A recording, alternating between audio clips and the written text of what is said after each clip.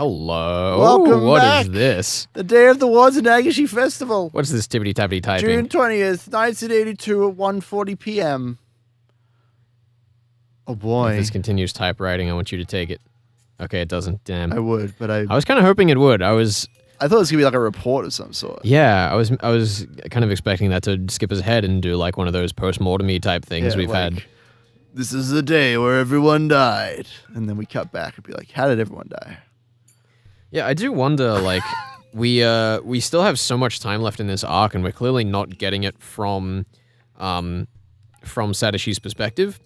So it doesn't seem like there's a lot that really can happen, at least as far as we're aware. Yeah, I mean, what other significant stuff happens in this year, right? Like, what do we know about? We know that Sadashi disappeared or runs away or whatever. Shion has to be like a thing that people know about, I suppose. At some point, yeah. At some point, where that happens, like this year or next year or whenever that happens. But I don't know what else we really know about right now. The rest of it is free range Shion. Yeah, I'm excited to see what it will be. I mean, I wouldn't even really be surprised if we jump back to the next year. Yeah, that'd be pretty fun. At some point, but it's kind of hard to say at this point because we obviously don't have an example to draw on of how this is structured. Yeah, for sure. I mean, we have Higurashi, which was like a flashback, and then at the very end we went back to the future.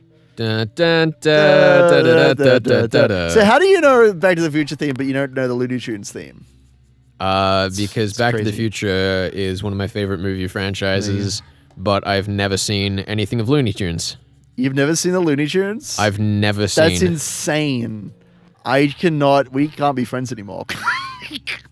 You haven't seen like Space Jam even? I haven't seen Space Jam, but I know that's the I've thing that seen everyone bits and talks pieces of Space Jam. Right. Never actually like watched the whole movie through. Suppose I'll be honest. Most of the exposure that I have to Looney Tunes these days is just like random like meme clips on Facebook. I mean, that's most people's exposure to old media in general these days. It's true.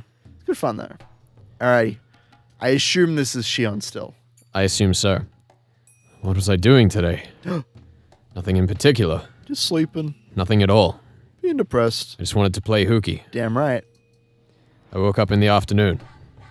I ate instant food for lunch while watching boring TV programs like Looney Tunes. Yay! I had a light headache, so I lay down on the sofa.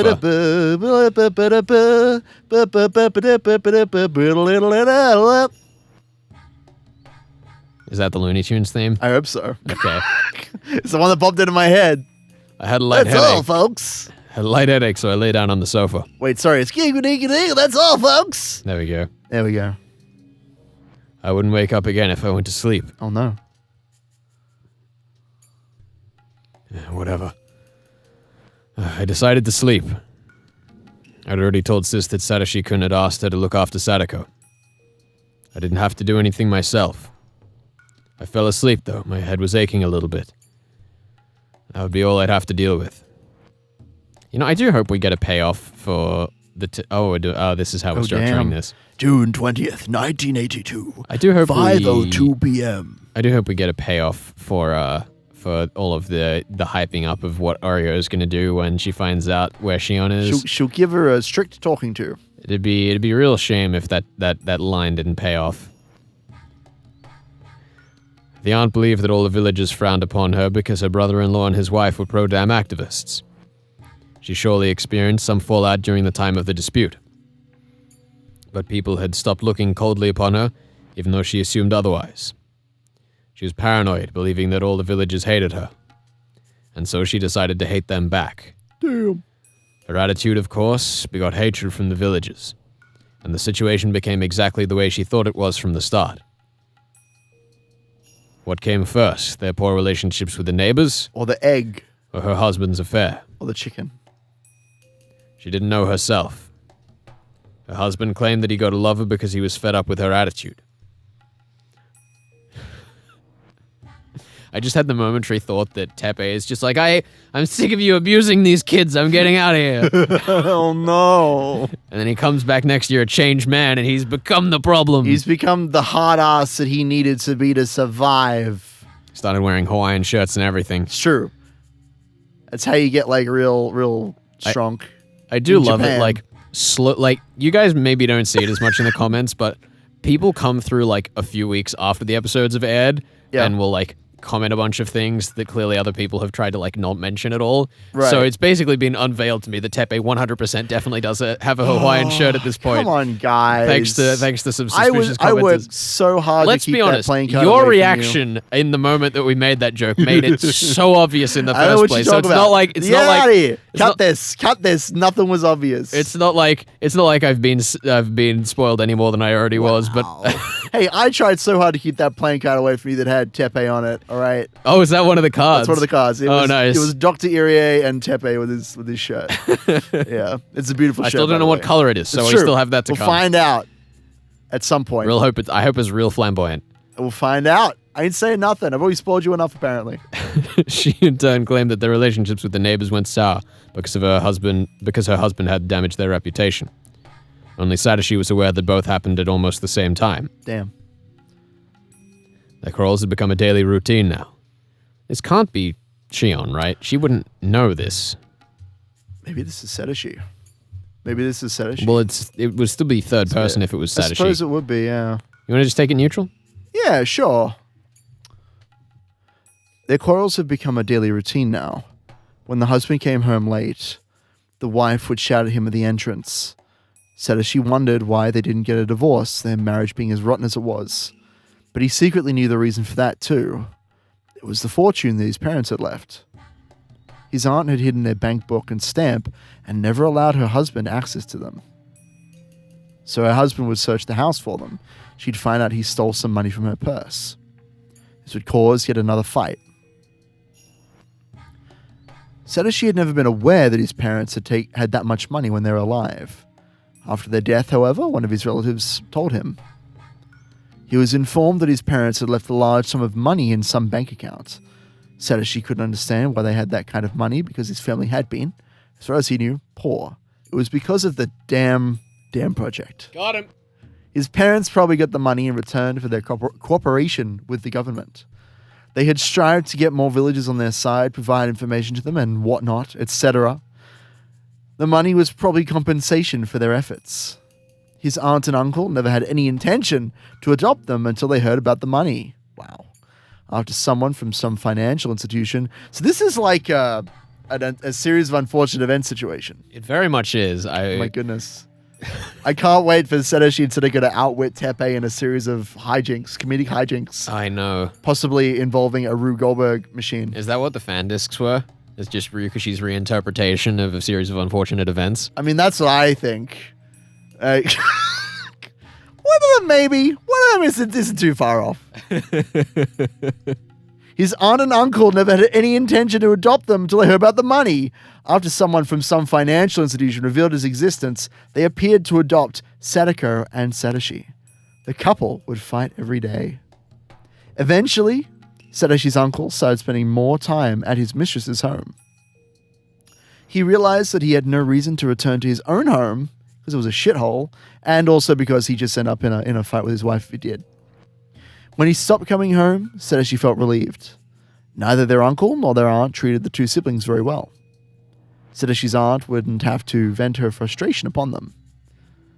The reason the couple fought was their corrupted relationship, so if they separated, there wouldn't be any more fights. Satoshi had thought that at first. But you gotta blame someone. But even after they separated, his aunt still had a short temper. Another woman had stolen her husband. The villagers must have been talking behind her back. It was mortifyingly embarrassing. Since she lost an opponent to fight, Satoshi's aunt directed her hatred toward the siblings. Satoshi had been observing her. He learned when she would get upset and how to avoid her attention. He managed to get by without upsetting her by turning a keen eye to her behavior and avoiding conflicts. But Sadako couldn't do that. She hated her aunt and didn't even try to hide it. Satoshi told her to behave in her aunt's presence, but her eyes were always filled with hatred. Satoshi strived to reduce the conflict between them as much as possible. He stepped in to mend their relationship. It was a heavy burden for him, though, because he was still just a boy. He bore so much. He covered for his little sister by lying and maneuvering. He tried to maintain a tangible sense of peace. But he couldn't do that forever. The relationship between Sadako and her aunt had already spiraled out of control. We haven't been here for a while. Yeah, boy! Satoshi found something in the trash. It probably wasn't a legitimate place for trash disposal. If it was, sanitation workers would come and pick it up. He passed by this street all the time, so he noticed when there were new things dumped there. Wait, isn't this on like the far side of school? Why is he coming out here? I don't know, dude. He's looking for something, maybe. Maybe he is. Maybe he just wants time to himself. You know, he's taking a long way home, so he can be alone with his thoughts. That's a very long way home as far as we've had it described to us. It is. Actually, no, wasn't it? Oh, man. No, we really need a map of this damn village. Because I remember when Keiichi was like, he was going to school, and he ended up heading towards Sadako's place, which did pass by the shrine, right? Yeah. Oh, man. He ended up at the shrine. God, it's so like... We need a map. Can someone... Probably Epica. Can somebody draw us a map? Someone who knows a lot about this village and just knows what's up. Anyone who doesn't even need to be accurate. Just give us a map that we can pretend is real. So you can slap it up on screen. Oh, you can see over here on the left-hand side. You can see with these diagrams and these charts here. This is where the water would flow down. Now that's science. It's very much a geography. He'd found a plain-looking desk of the kind likely to be seen in offices. Somebody must have dumped it within the past few days. You're telling me he's about to fucking attack his aunt with a desk? The baseball bat was a ruse this whole time? I mean, a desk wouldn't make much sense, I feel like. His aunt liked to bring usable trash home. She'd had Satoshi help bring a chest home just a few days ago. If he told her about the desk, she'd want it. It's a cunning ploy, you see. His aunt hated to find bugs and garbage in the drawers, so she'd always open them to check before carrying the thing home.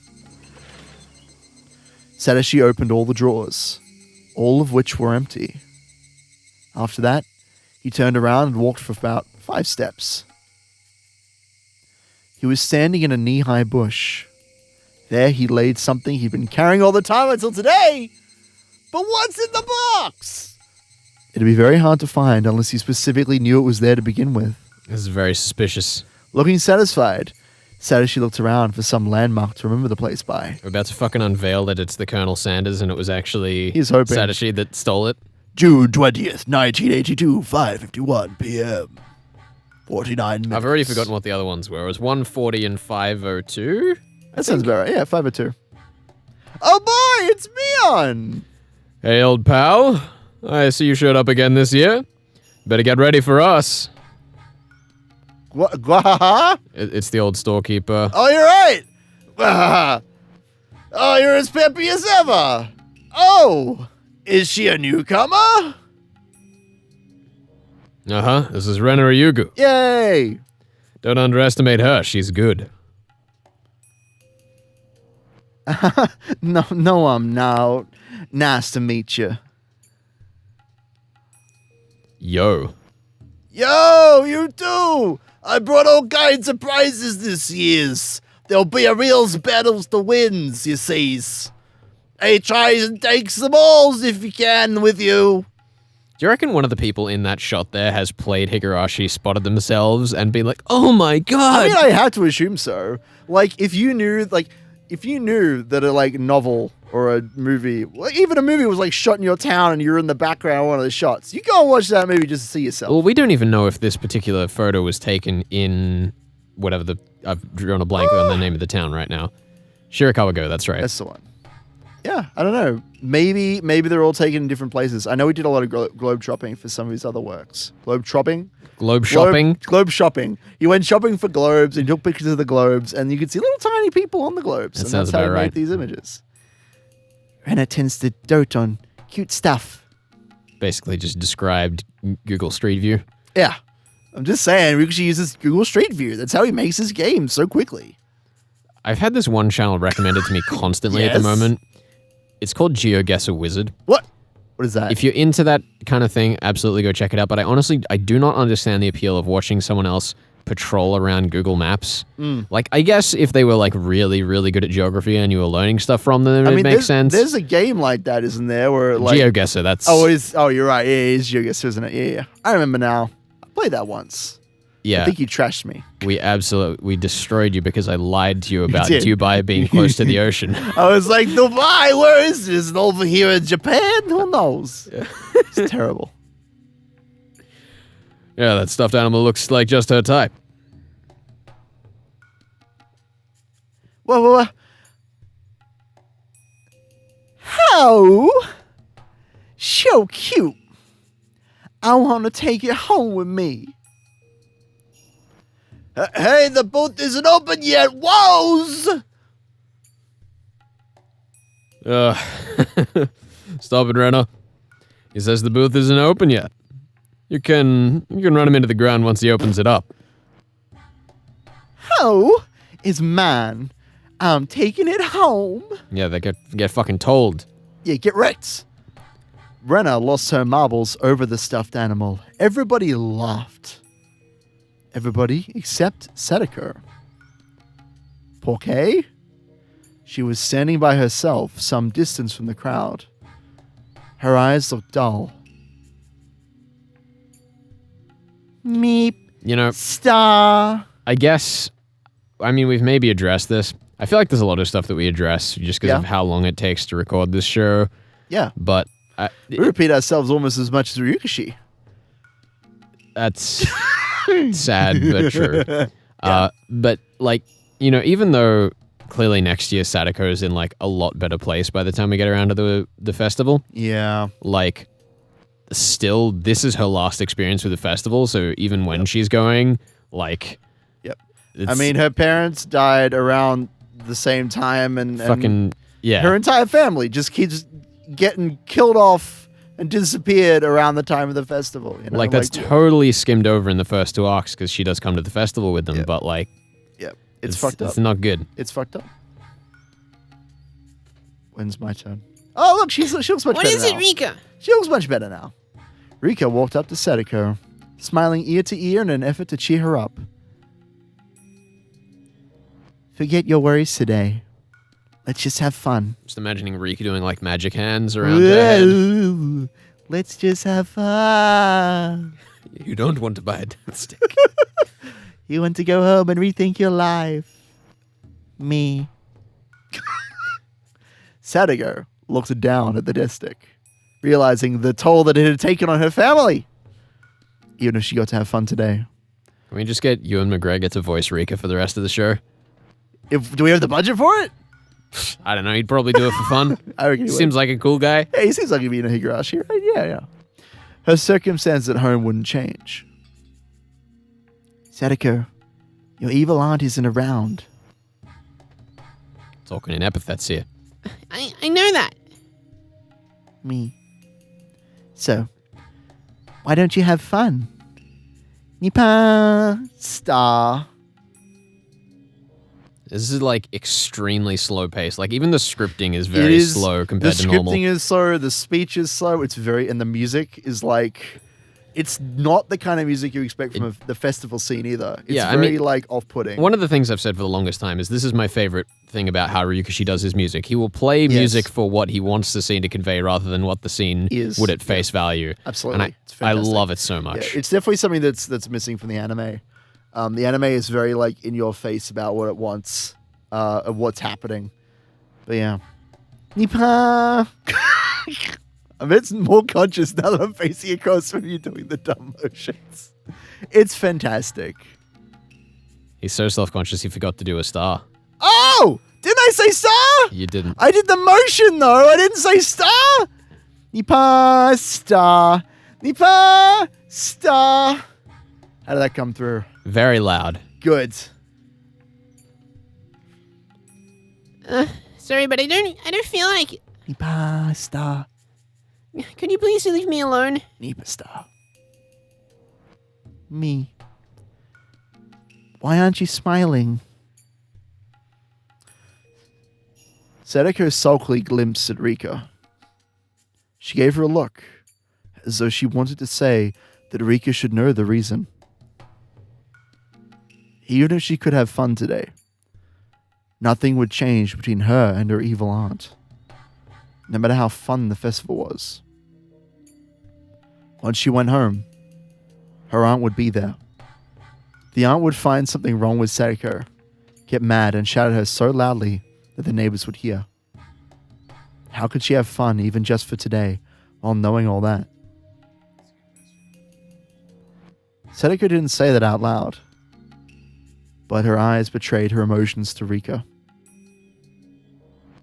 So, Sadako, if your suffering ends today, will you smile? I hope so. Sadako gasped. She thought that Rika might do something to help. Oh no. Shush you. What are you doing? I'm just enjoying not having to talk for a little while. I know. It's alright. You just have a chill. You get a drink of water or something. But soon after, she realized that Rika was just trying to comfort her. Could her suffering end today? Because of Rika? How? Sadako knew that there was really nothing Rika could do. And so, after just one moment of freedom, Sadako fell into depression again. Rika, don't give me false hopes. Sadako. Rika's voice was clearer than Sadako had ever heard her before. It's already been decided. There it is. Fucking Rika. What is wrong? Chills. I got chills. It's great. June 20th, 1982, 8:11 p.m. It definitely feels like we're dragging Rika towards main character position. What do you mean? She's not getting more screen time. Don't worry about it. Having a moment with just Rika and Sadako. It's crazy.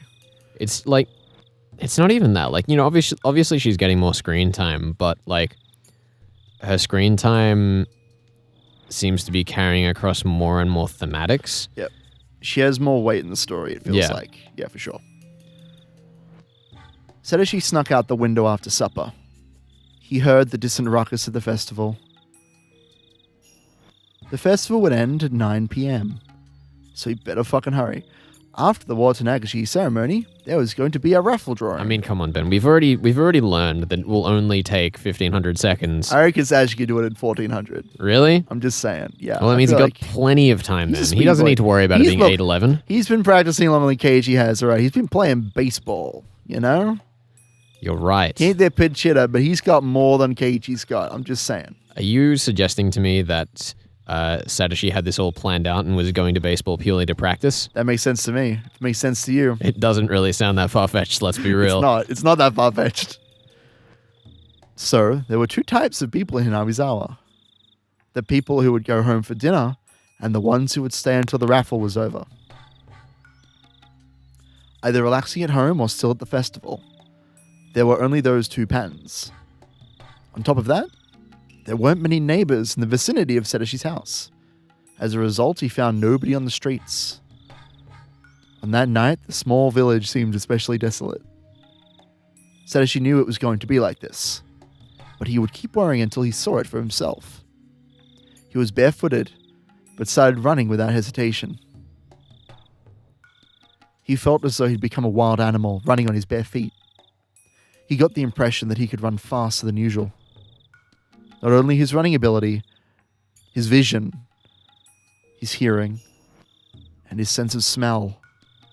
All his senses were keener, including his sixth sense. Time. I was going to say, now if this were Keiichi, this would be in first person, and it wouldn't be like my vision. It'd be like, my vision changed to the third fractal of the sun, and then I could see everything, and I expanded my brain. Then we move on to hearing. I believe the line was, My vision expanded to a full 360 degrees. That's the one. He could almost sense the presence of people in the distance, if only when crouching like an animal. did he not say that he could hear the festival from his house? So being outdoors... It's loud, yeah. It's... as though there were people in the distance. There are people having fun and making lots of noise. I could almost hear the fireworks from the next block over. He could almost hear the gunshot in his hands. Oh God. Well, it really sounds more like a wine bottle popping open, but let's not get into the particulars. Let's not get into the particulars. Fucking, I don't want to have that argument. Not here, not now.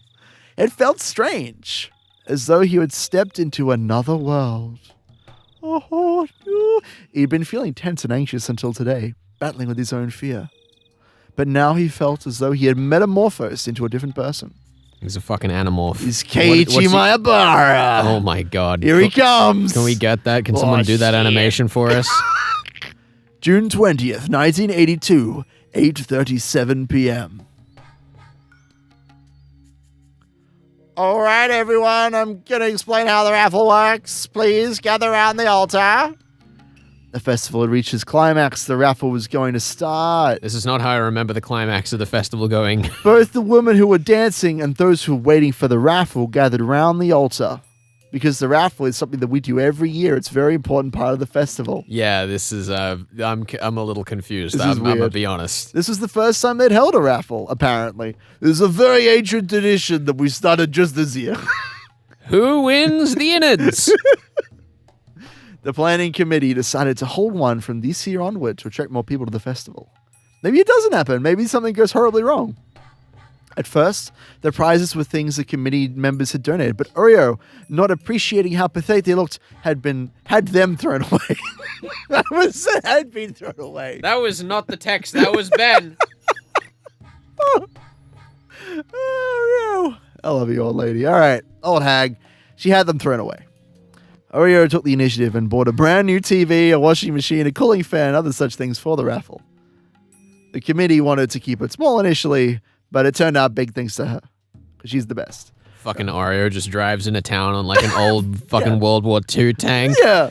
We want some tank, bitches! Woo! She like sunglasses. That's slide exactly down. how she talks. That is exactly how she talks. Who wants a tank, bitches? Let's go! Everybody hop in! Go for a cruise! And then they just roll over the Okonomiya That sounds accurate. buildings. Anyway, she was upset because the committee members weren't enthusiastic enough in her opinion. None of them brought their own paraphernalia from the Great War. Some of the members thought it would be very difficult to prepare prizes of equal value the following year, so this might be the very first and last raffle. There you go. There's their excuse. Thanks to you, we have such wonderful prizes this year, Oreo-san. They must have cost a lot, didn't they? We can reimburse you from our budget. Buffoon. No point in reimbursing that. It was never about the money. Idiots. No, don't say that. This raffle's all thanks to you, Oreo-san. You're the best. It's not like I'm doing this all by myself. Hundreds had to die for these prizes. All the blood I must spill for you. Don't be ridiculous. The mayor, Kimiyoshi, was having a tough time pacifying Oreo. All of a sudden, one of the committee members burst into the tent in a rush. He looked upset, so Kimiyoshi assumed that somebody probably got hurt in an accident. What's going on, Makino-san? It's Makino! I hope you're not having a heart attack. Kimiyoshi made a joke to calm him down. Makino, however, still tense, he whispered something to Kimiyoshi. Even without hearing the exchange between Makino and Kimiyoshi, it was plain as day there was some bad news. Oreo-san, I have unpleasant news if you don't mind. Kimiyoshi, accompanied by Makino, moved to Oreo's side and spoke in a very serious tone. Kimiyoshi whispered to her the exact same words Makino told him. Oh dear, this is bad. Ain't unexpected. What happens thrice will happen a fourth time. You think Kimiyoshi opens a line with an ain't? Who's it supposed to be then? Probably Makino. Who is Makino? I don't even He remember. was the tour guide from Lost Ark. Oh yeah, I do remember him. Come on, You're you're meant to right. be the expert. I don't here. remember all the side characters. There's too many of them. That's your own damn fault. There's too many characters in this damn novel. We usually cut down to like 20 or so. Okay, that's what I want. Oh, it was Oreo. What? This is rubbish. So you were wrong too. Everyone's wrong. This is rubbish. So that was Kimiyoshi saying, "Oh Have we dear, this is taken out bad." 3 points yet? I don't know. I think we should take them now. Even if we have already. Even if we have 3 already. points. 3 SER points. points. 3 lines there. 3 SER. God damn it. So it's, oh dear, this is bad. Ain't unexpected. What happens thrice will happen a fourth time. That's not funny, Oreo-san. You're right, it isn't. It's just another hassle. The police are trying to identify the body. I heard that the face is completely destroyed, so it'll be difficult. It's quite clear who it is, though. Eh? Do you know who it might be? Oreo glared at Kimiyoshi, then started chuckling. Idiots! It must be some impudent lad who didn't come to the Watanagashi Festival. People who respect Oshiro-sama won't get involved in something like that. Oreo kept laughing. Kimiyoshi and Makino didn't know how to react to that. Wait a second. What? She's laughing. Having a good time. I'm so confused, because it sounded like initially she was describing who the victim was, but then she said that they wouldn't get involved, and getting involved isn't the kind of language you use around someone getting fucking murdered. You know, they wouldn't bother getting themselves murdered if they respect. Yeah, maybe. June 20th, 1982, 9:04 p.m. Here we go. Oh, this is merciless. I'm gonna put money on Is Oishi. Yeah, it is. Although it's Kuma-chan speaking first. You want to take that, boy? Well, you've taken the line now. What? Well, you've already read it. We can't read it again. We're not allowed to read lines You're twice. right. We can't read lines twice. It's physically impossible. I've never done it. I've never heard myself repeat myself. Kuma-chan. Every death is merciless, unless the dead wish for it. That's some fucking philosophy right They there. have my condolences. How is it going over there? He's just talking to the corpse. Did you find something, little buddy? Quit lazing around lazy, but get up, your corpse. Did you find something that could identify body? The forensic investigators shook their heads. Wow, I won't even get my moment to shine. That's alright, I'll take it as Kuma-chan. The victim's wearing sandals and casual clothes. They must be from this neighborhood. We should be able to identify the corpse by asking around. That's the way we do it. The section manager says this case might become classified. So be careful with that. Gotcha. Kumagai gathered some officers and gave them directions. Dr. Irie has arrived. Doctor, it's over here. A young doctor got out of his car and headed in the victim's direction. Hello. I'm sorry to have kept you waiting. I had to help with the raffle. You must have drunk a lot at the festival, Doctor. Are you sure you're sober? Maybe I should run a breathalyzer test on you just to be safe. I'm fine. My assistant is driving. He has a fucking assistant. Clever of you. Hey, let the doctor pass. Who's the fucking assistant? Is she blonde?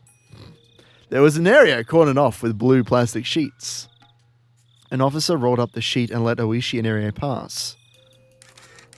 I could tell we were loading sound effects there because this frame rate dropped. Stuttered, yeah. The forensic people were taking photos from many different angles. It's interesting that the files seem to load like about 5 seconds before they actually play. It's very strange, isn't it? I mean, it's not strange. It means that they're ready to go when they need to be. I suppose so, yeah. The blood spatters and the bloody sandals were left untouched. Marked with chalk and indicated with small alphabetized plates. I am not used to seeing things like this. Irie took out a handkerchief and covered his nose. Do we get a point for that? Why would we? I don't know. There's no spoiler or anything. But Do we get points for that? nah, Oh. I'm sorry. You're the worst. You should breathe through your mouth. Well, you might sense the smell visually, though. The body appeared to be that of a middle-aged woman. It was soaked in blood. It looked like a middle-aged woman because of the hair and what she was wearing. The reason why no one could be certain it was a middle-aged woman was because its face was completely pulverized. This is brutal. I'm sure it was done out of malice. The victim must have been murdered right here, judging from the pattern of the blood spatters in the soles of the sandals. And even though not many people take this road, the body is right in the middle of it.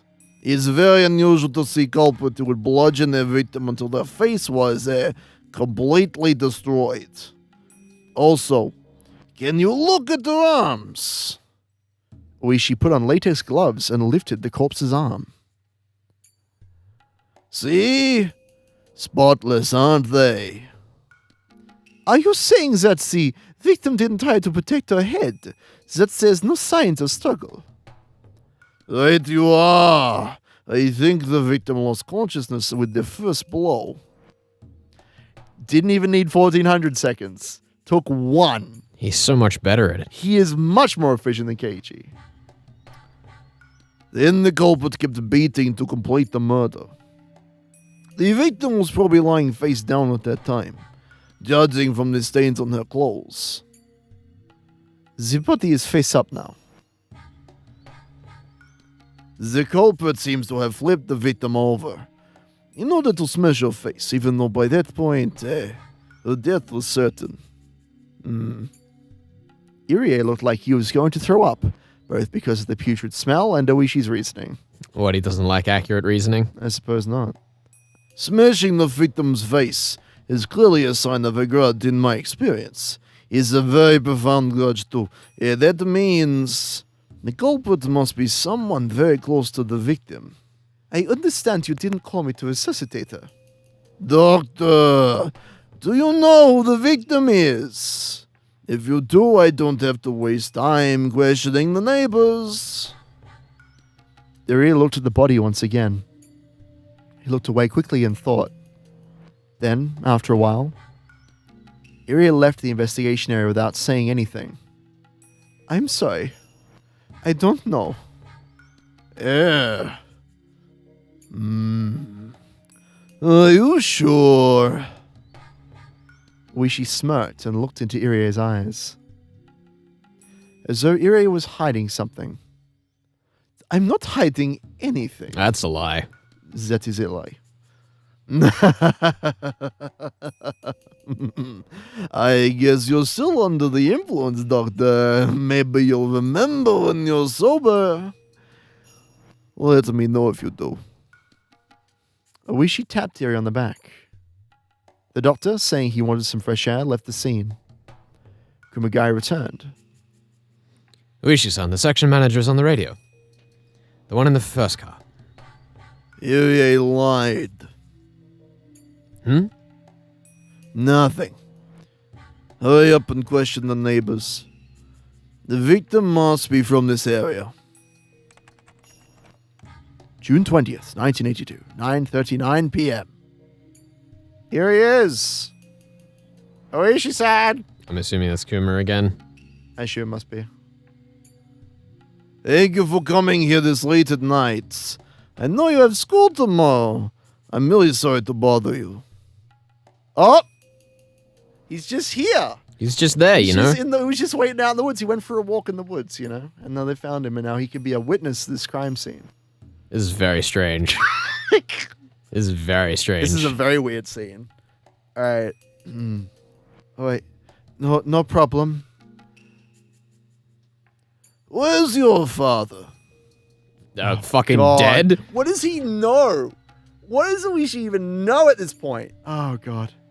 My stepfather doesn't come home much. Uh-huh. Since when?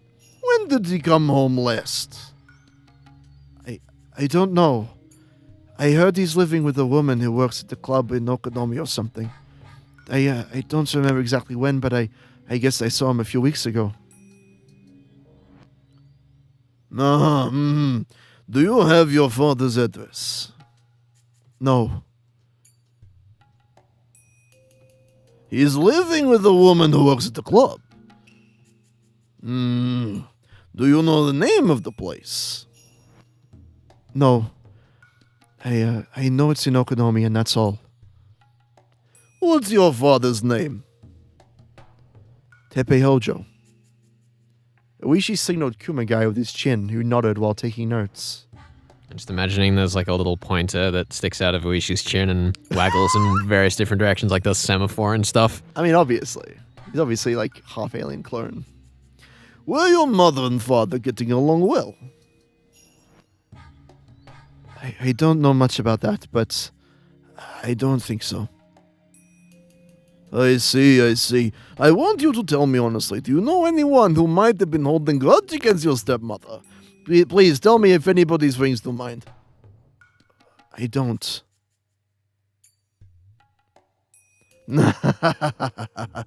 Alright. Please, let me know if you remember something. Here's my card. My number is on it. Okay. I might ask to see you again for further inquiries. And if you see your stepfather, please let him know that we want to contact him. Guma-chan, drive him home, will you? Oh, no, I can go home by myself.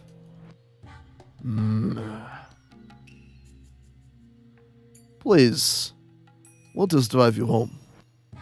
There's a possibility that the culprit who murdered your aunt is roaming around the neighborhood.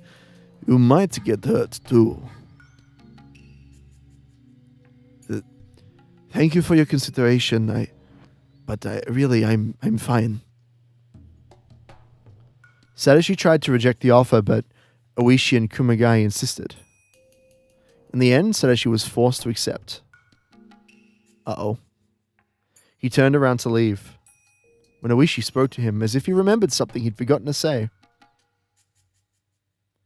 Hojo-san! Yes? Don't worry. It's no problem. We'll catch the culprit soon. Do you have any leads? Yes, we do. Like what?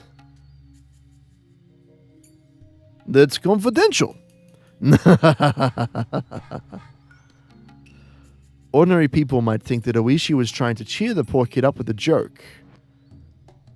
Well, usually people get pretty worked up when they commit murder. Though of course there are some exceptions. What kind of evidence do you find when the culprit's worked up? Yeah. When somebody is in a very excited condition, their body shows many symptoms, like sweat, loss of hair. We often find the culprits here at crime scenes. Well, this is outside, so it's a bit different, but still. Did you find their hair? I don't know yet. The forensic guys are searching the scene right now. I am anxious to see what they'll bring me. Excuse me, I have to go now. Please, Kuma-chan, would you? Sure.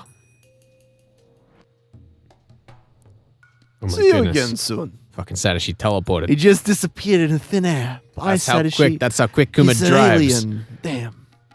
See you again soon. Ojo-san. I'll let you know if there's any progress in the investigation. Let me know when you remember something. See, this music makes this sound really threatening, but I get the impression that Oishi is actually, like, genuinely trying to cheer the fucker up because he doesn't know. Yeah. Let's cooperate to catch the murder of your stepmother. And there he goes, driving off into the distance. Oh my goodness. That was fun. What a man. Yeah. Whew. What a good boy Oishi is. Ben, there's a cough button in front of you. I know, but it came on so quickly, I couldn't hold myself back. You can cut that, right? No. You monster. I'm going to leave it in. I'm leaving everything in. You're just not going to cut anything. This is That's unfair. right. I'm not going to do any editing. It's true. Next time. Next time.